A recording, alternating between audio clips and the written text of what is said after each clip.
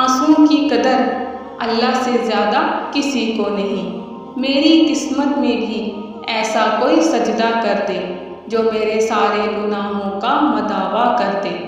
جینے کا ہنر ہم کو قرآن سکھاتا ہے، حیوان کو بھی یہ تو انسان بناتا ہے۔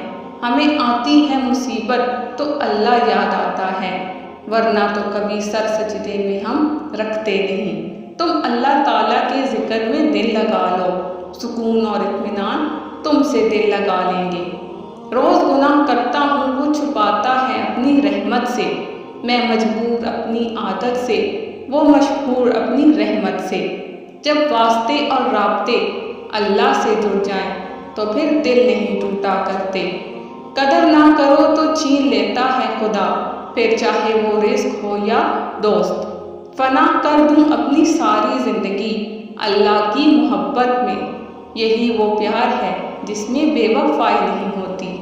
کون کہتا ہے خدا نظر نہیں آتا، وہی نظر آتا ہے جب کچھ نظر نہیں آتا۔ پہلے مسجدیں تھی کچی تو پکے تھے نمازی، آج مسجدیں ہیں پکی تو کچے ہیں نمازی۔ پتہ نہیں کیا جادو ہے سجدے میں، جتنا جھکتا ہوں اتنا اوپر جاتا ہوں۔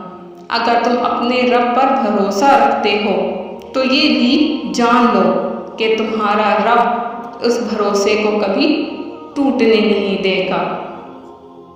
اللہ کے ساتھ کیے گئے کسی معاملے میں خسارہ نہیں، پھر وہ صدقہ ہو یا خیرات، تجارت ہو یا محبت، راز و نیاز ہو یا دعا۔ لیکن انسان کو یہ بات جلدی سے کہاں سمجھ میں آتی ہے۔